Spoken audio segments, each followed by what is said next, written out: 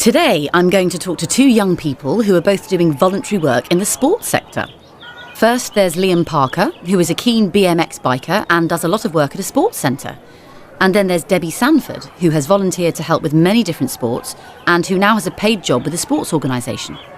So, Liam, tell us a bit about the place you work. It sounds really interesting. Yes, it's really cool. Basically, it's a huge space where lots of sports and cultural events take place. It used to be a shipbuilding hangar, but the company went bust years ago. The building was taken over and completely renovated and repurposed about 5 years ago. Now we have facilities for all kinds of urban sports like skateboarding, breakdancing, parkour, kick scooter. Well, hang on a moment. Can you explain the last two?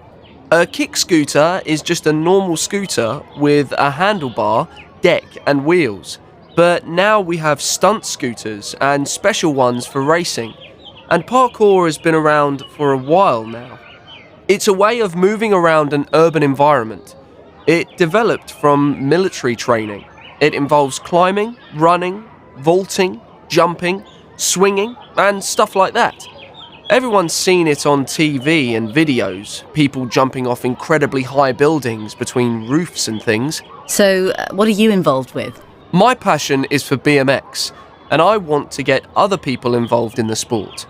But I do all kinds of things at the centre. I make sure the bikes and scooters meet safety standards. I check the tracks and ramps so that they are clean and no one can slip and hurt themselves. I teach kids the basics of BMX and do demonstrations. I sometimes cook in the burger van too. Right, so you've learnt a lot of skills. Yeah. At first I was a bit nervous about speaking to groups, but now I have no problem giving safety inductions to people. I had to learn sport-specific first aid in case anyone hurts themselves, cooking hygiene for the burger van, maths for taking money at the till. I've had a lot of training in different areas and gained useful certificates. So all that training will be valuable when you come to look for paid work? Absolutely. I'm still only 18 and I've been volunteering for 2 years.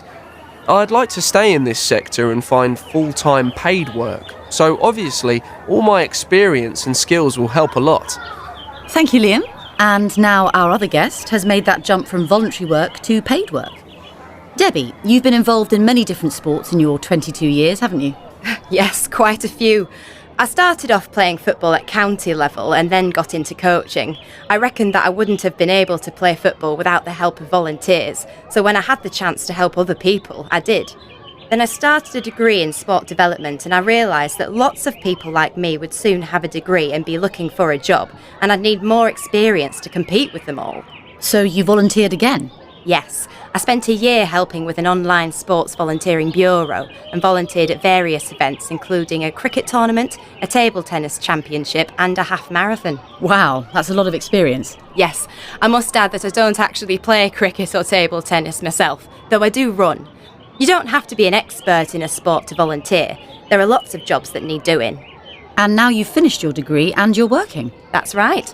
I wrote my dissertation on the retention and recruitment of volunteers, and now I manage volunteers for an organisation promoting swimming. I also organise events at a national level. I would never have got the job without all my volunteering experience. It helped me loads. And finally, a question for you both. Do you think we sometimes exploit volunteers in this country? Are they doing things for free when they ought to be getting paid? Liam, I believe that you volunteer for about 10 or 20 hours a week. Do you ever feel that you should be paid for what you do? Well, of course, it would be nice, but the organisation I help is non-profit making, and it couldn't really afford to pay all the volunteers. At the moment, I'm happy to do what I love and gain experience of dealing with the public. I'm living with my parents and they are paying my keep. In the future, I'll have to look for paid work. I think many volunteers feel they want to give something back to their sport. It was like that for me with football. Ideally, it would be good to have more paid positions, but we also need volunteers. Sport just couldn't function without them.